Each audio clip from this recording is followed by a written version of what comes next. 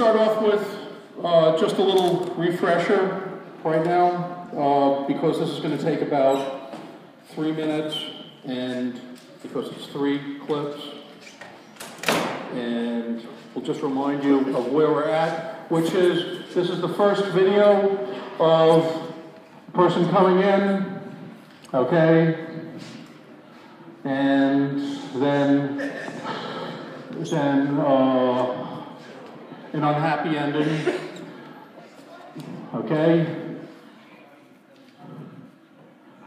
Now, apparently, public safety was both sitting there and arriving at the same time. They were sitting outside, and this person, according to them, fled into the deli. I don't know, walking casually does not look like fleeing to me, and especially since the deli is a dead end with nowhere else to go, I'm not sure how that's fleeing, but that's part of the fabrication.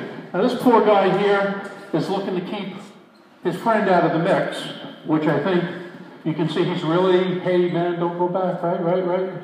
Okay, so that's number 1.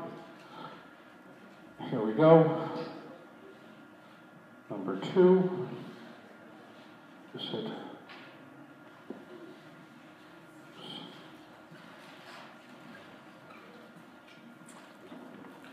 Okay, so it continues, right?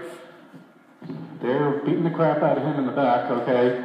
And he's trying to get his phone and stuff like that. The other worker comes over, what's going on here, okay?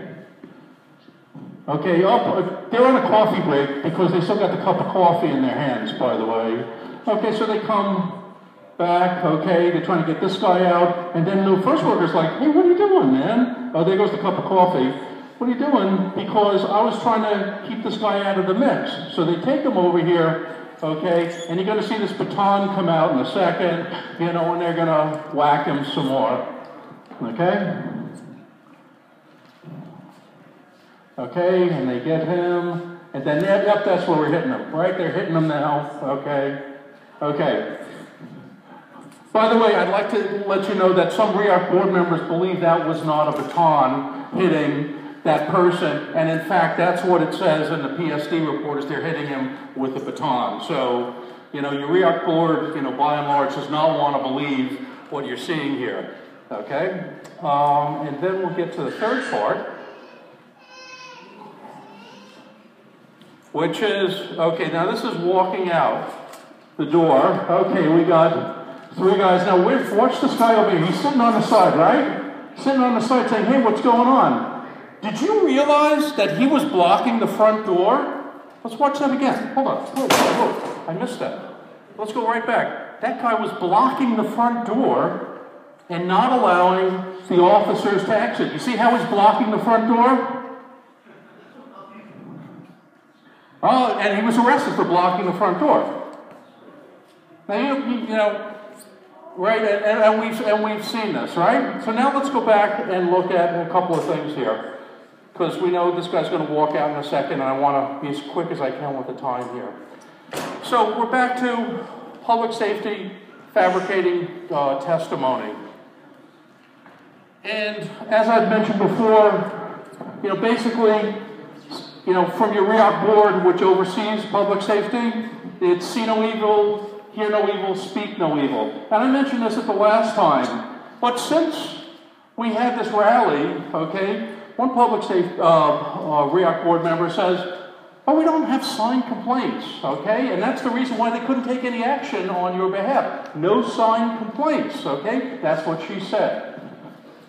If you look at the form, you can file them anonymously, and there's no signature line, okay? They're just giving an excuse for not doing anything. Fabricated testimony, but they don't take any disciplinary action.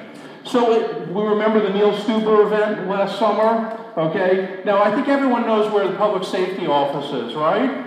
Okay, according to the criminal complaint in that, okay, Officer Veras, suspended 12 times without pay, Officer Veras was on her way out the door to give Jenna the ticket.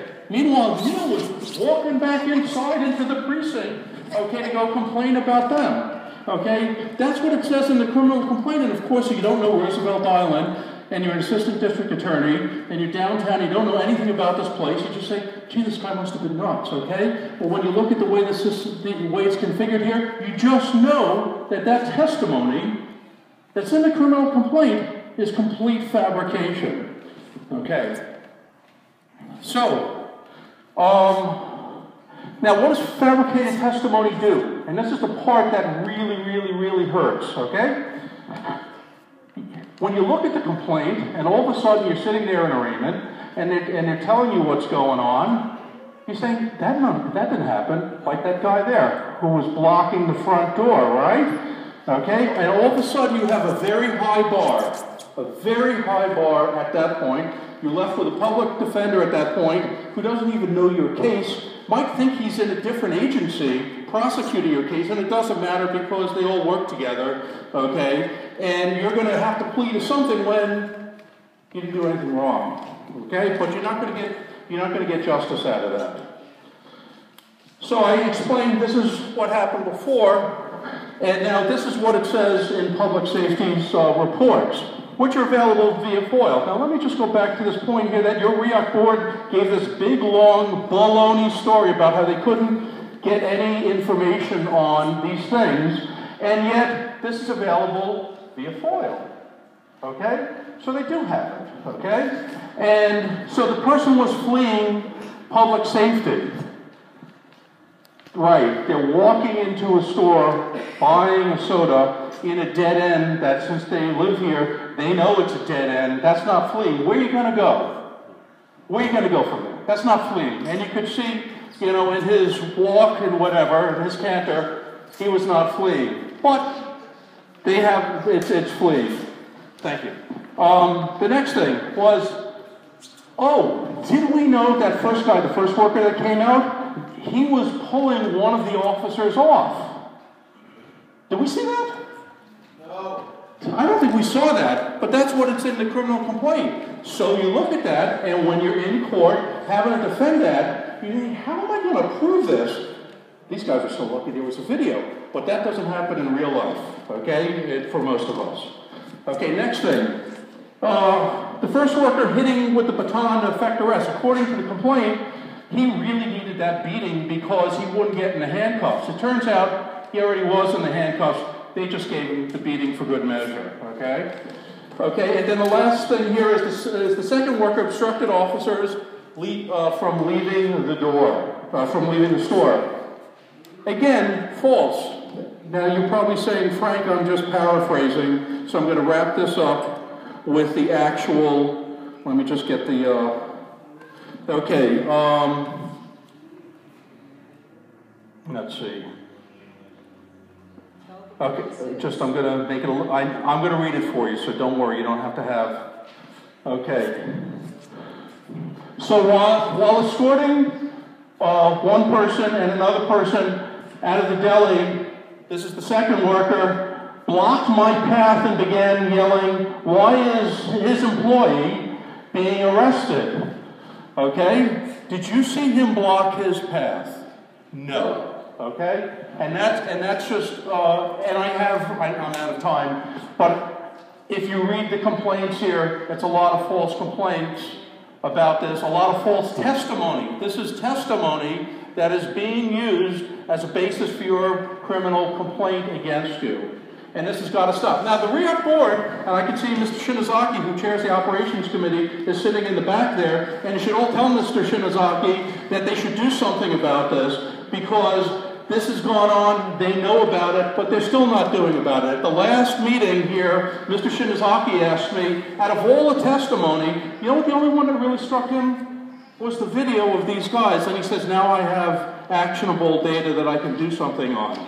Okay, actionable data. I heard a lot of other testimony that day from residents here talking about their concerns, but that didn't matter. The only one was the one where they could see the video. Now, Mr. Shinozaki, you got the video, you got the FOIL request, look at all the accusations, and you're going to match them up, and you're going to see that public safety is lying in their criminal complaints. Thank you.